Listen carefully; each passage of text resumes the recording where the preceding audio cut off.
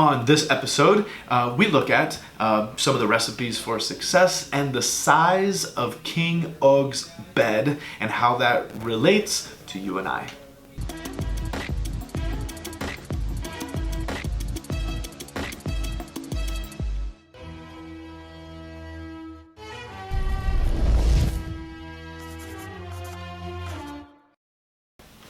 Shalom everyone, and welcome to another episode of Torah Tuesday. This week we're on episode 16 of Torah Tuesday, and it's always a blessing to be with you guys and to be here.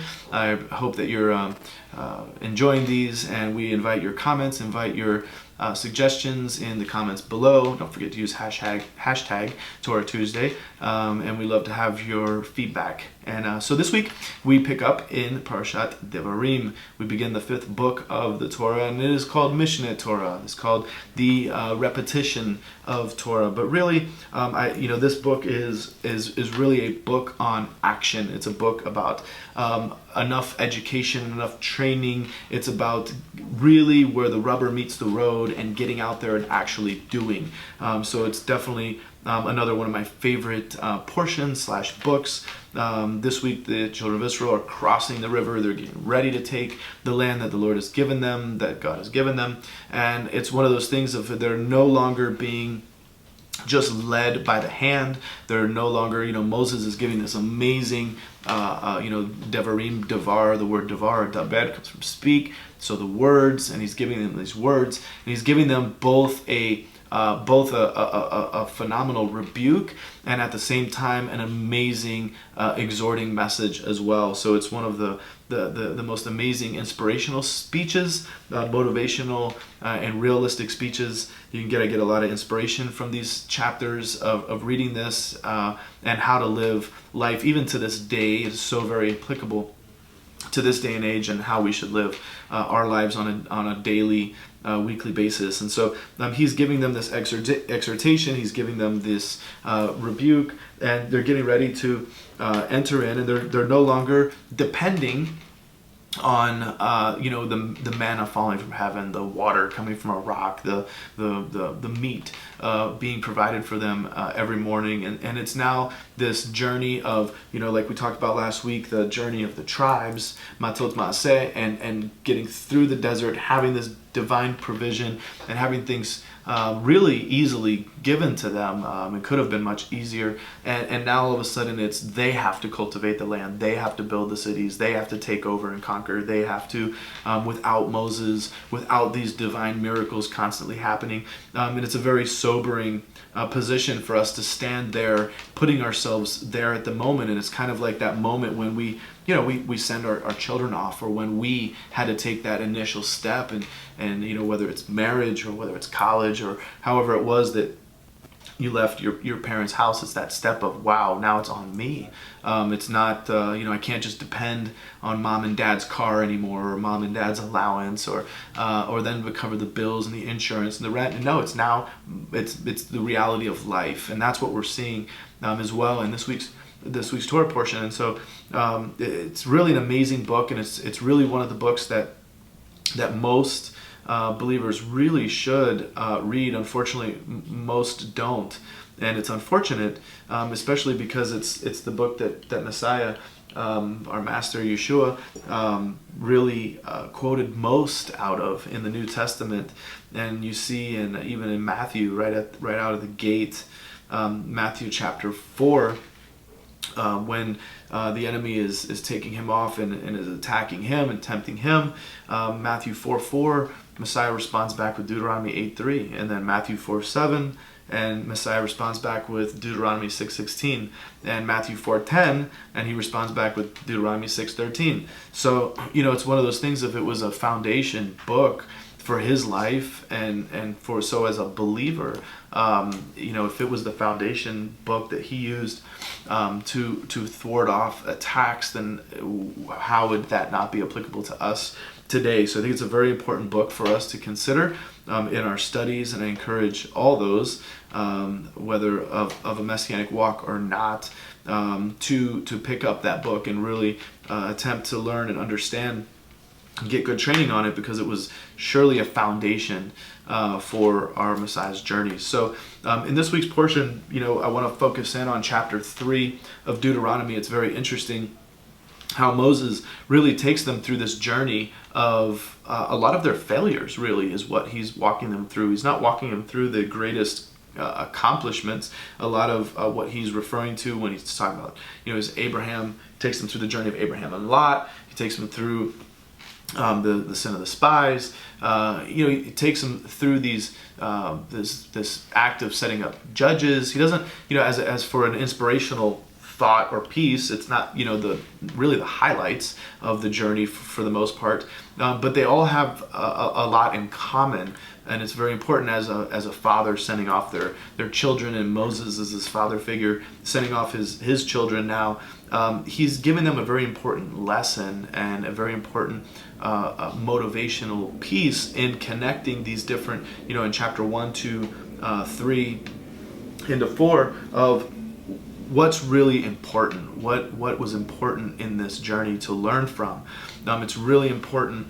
One of the things he's teaching us is that when we are walking through life, and when we are about to enter into certain phases, that we need to learn from the past in order to dictate the future. So our past is 100% connected to our future. Now, our future is not predicated on our past, but should we not learn from it, should we not change, should we not make the necessary adjustments, then we can find ourselves living in the past and repeating the same cycles of the past. And we don't want to continue the cycles of the past. And many people go through life to many of the older years, and they continue in the same cycles of the same mistakes, the same errors, the same challenges that they've continually been going through all through life, and they don't learn the lessons. And so Moses is setting them up, telling them about these wars, telling them about these things that they've done, and he goes into, even, it was interesting in chapter 3, into painstaking detail of this figure called Og, this rey, I'm sorry, I'm reading in Spanish, this king of Og, or named Og. And he goes into this detail in chapter 3, so if you'd like to turn there with me. And he says, we turned back, and we went up the road of Bashan, and Og, king of Bashan, with all his people came out to meet us in battle at Edrei. But the Lord said to me, do not fear him, for I have delivered him and all his people and his land into your hand, and you shall do to him just as you did to Sihon, king of the Amorites. So a couple things very important is that we need to remember that when we're facing giants, so at the end of the day, it was like the movie, Facing the Giants, right? So at the end of the day, yes, you will face challenges. You will face giants in life. And so we need to learn from our victories, because there's going to be failures and there's going to be victories. And we see that this is an amazing victory that we need to remember and learn from, because a lot of times we forget. One of the things we encourage people to do, and this is just a side note, is journal. Write down your victories. Write down the things. When things, keep a track, keep a log. Every day, write it down. Things that are going well, things that are not. It's so important to write these things down, because you can go back to them, you can reference back. And it's kind of like what Moses is doing, right? It's kind of journaling here for the children of Israel. He's saying, listen, remember that we went this way, we came out up against this king, and this wasn't just any king. They had fortresses, they were huge, they were giants, they were massive, and we feared, and the Lord said, do not fear, because I've delivered him and all his people and all his land into your land, and you shall do to him just as you did to Sihon, king of the Amorites, who lived in Heshbon. So the Lord our God delivered Og also, king of Bashan, with all the people into our hand, and we smote them until no survivors were left, captured all the cities. There was no city that we did not take from them, 60 cities, all of the region of Argob, the king of Og and Bashan. All these cities were cities that were fortified with high walls, gates, and bars, besides a great many unwalled towns. We utterly destroyed them, as we did to Sihon, king of Heshbon, utterly destroying the men, everything. So they took all the spoils, took everything. So he's walking them through this journal of, listen, remember this victory. This was a huge victory. This was an amazing, very important victory. So important that Moses goes into even painstaking detail in verse 11 to even describe the size of Og's bed, right? You think, like, what in the world? Why does he need to describe his bed? I mean, he's setting so much context for them. to remember and to consider and to give something for future generations to consider. When reading the story again, we would go back and look and say, wow, for only king of Bashan was left of the remnant of Rephaim. Behold, his bedstead was an iron bed. It is in Rabbah of the sons of Ammon. Its length was 9 cubits, and its width 4 cubits by ordinary cubit. So when you look at this, and we look at the cubits themselves, according to the average height of a cubit, we're looking at basically, pull this up real quick, he's twice the size of an average man. And a cubit is generally to be considered about 18 inches long. 18 inches long. So this guy was, he was 9 cubits in length, right? Or the bed was 9 cubits in length and 4 cubits by width. So if we do a quick little math, you're looking at like 13 feet. 13 foot guy, right, in length, or at least that's the bed, right? So you figure he's probably not the same exact size of the bed. And so Rambam even has a commentary on this and says that, well, considering that the bed was given an extra size, or maybe it was, maybe not quite, twice, but it was a little extra. There was some extra given to the bed that in all reality was maybe about 6 cubits high. Well, what's interesting is that's the same height that we see of Goliath in 1 Samuel chapter 17, verse 4. Same exact thing. So when I think about that, and I think about even at 6 cubits, you've got you're still looking at a 9 or 10 foot tall person. This is a massive dude, right? It's a massive guy. And when you're considering his people, his armies, and being led by this guy, he could definitely put some fear into people as a leader. We know what that can do to people in the psyche of people. So he goes into this painstaking detail to describe all of this, and then connecting it to 1 Samuel as a side note. I thought, wow, this got to be part of the inspiration of David, the story of David, when he goes up and says, we can do this, we can conquer Goliath. When the people are afraid of Goliath and they find themselves in the same situation that they were, years ago, David can look back at this story and go, wait a minute, we've done this before, right? We were in this position before where Israel was facing giants, and we were facing 6 cubit tall men and leaders and people that were basically looked at as gods, because at the end of the day, someone of this size was seen mythologically as a deity, as a god, and were revered and were worshipped and had the loyalty of armies and people and whole civilizations. Exactly what was going on with Goliath. Same thing that was happening in this recount with Og.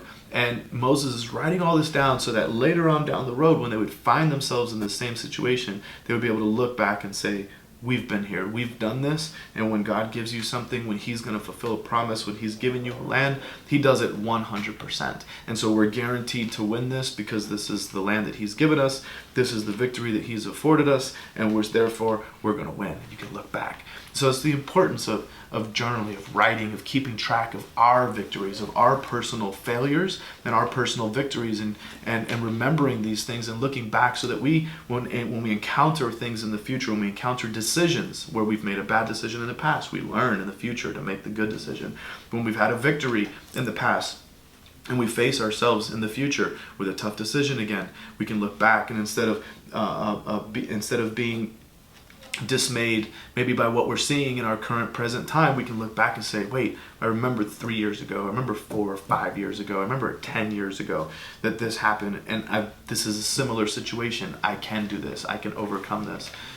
Is a super important thing for us personally at this point, and it was super important for the people getting ready to now take over the land and enter in on a day-to-day basis. Not only on the physical level, but one of the things I wanted to share with you was, this concept of him being a mythological figure.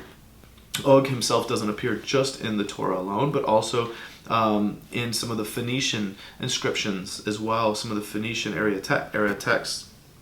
And we see that he's considered there as well as a legendary mythological hero, a representative or a patron of the heroes of the underworld. So this is now a spiritual battle, right? So this connects not only our physical things that we need to overcome on a daily basis, whatever that might be, whether it be in your business, whether it be in your relationships, your personal life, work, goals, wherever you're doing there, but on a spiritual level, this now is taking a whole nother connotation that Moses and God are establishing a precedent that when you battle, right, we have the scripture, we know we battle not against flesh and blood, but against principalities and powers, is Og being seen as this legendary, this hero of the underworld. By him being defeated, this sends a spiritual shockwave, and this sends a message stating who is greater, right? Greater is he that's in me than he that's in the world. And it's connecting to this concept of Og. There was an inscription even that says on a coffin from the 6th or 5th century BCE that says contains a warning on the coffin and says that the mighty Og will take revenge on one who violates this tomb, right? So he was seen as this underworld, this underlord that would do this. It says he was deified and given the role of a protector of tombs and possibly functioned as the local deity of Rabat Ammon. The huge bed displayed then could be understood as a ceremonial bed, a cultic object indicating his presence. Based on this approach, the gigantic bed adorned with iron is not simply an indicator of Og's size, but more importantly of the lasting impression he made on the local population. It's something that continued. The bed continued as a symbol. The bed continued as a worshipped object of power, of might, a stronghold. So once again, our scriptures talk about taking down, binding the strong man, tearing down the strongholds, right? And so this, at the end of the day, has a day-to-day application for you and I. Who is that Og, right? Who is the Og of today? Well, it might be a challenge that's in front of you, but at the end of the day, it's the person that you look at in the mirror. Every day when you stand up and you look yourself in the mirror, you are the giant. You are the giant, right? We are our own worst enemy, as we say. And so as you look yourself in the mirror and you want to, overcome a certain challenge in your life, you want to be successful in a certain area of your life, you want to build a business, or you want to provide for your family or help whatever it might be, at the end of the day, the one that's stopping you is you from doing it. And that Og is ourselves. It's looking right in the mirror and taking ownership day in and day out. So many people, we can apply this in business, we can apply this in the spiritual world. So many people want to place the blame somewhere else. They want to place the blame on the circumstances around them. They want to place the blame on the economy, on the president, on the wife, the husband, the children, all the circumstances. At the end of the day, the blame stops at one place, and that's on us, on you and me. It's the person that we look at in the mirror every day. And so the principles that we learn from the Torah, the principles that we learn from our scriptures, are the principles to defeat that giant. It's the principles of understanding and learning how to make the appropriate decisions, how to have the appropriate mindset, how to look at our past to change the future, and to ensure that we don't continue in this tailspin of the past. It's a recipe. The whole scriptures give us a recipe for success, for understanding how to carry out our lives in a life that gives glory and honor to our King, and is one that is life of blessing, a life of abundance, a life of freedom, because he has promised that even here and now, a fullness of life now. So I pray that you will use these things to do just that, is to look that person in the mirror, to look that giant in the mirror and understand, not to have fear, but that God has already given it to you. He's already given you the victory. It's just simply executing on the precepts and the instructions that he has written out in the Word of God for us, and that will give us our recipe for success. All these books, all these motivational things out there, there's all these things out there. At the end of the day, they're all drawing from the same source, the same advice, because they all connect back to the principles that are written down in our scriptures, and it is a principle of freedom, of surrendering ourselves to him, and living our lives in a way of glory to him. So I pray this blesses you. I pray you have an awesome week. Be blessed, Shavua Tov, and Shalom.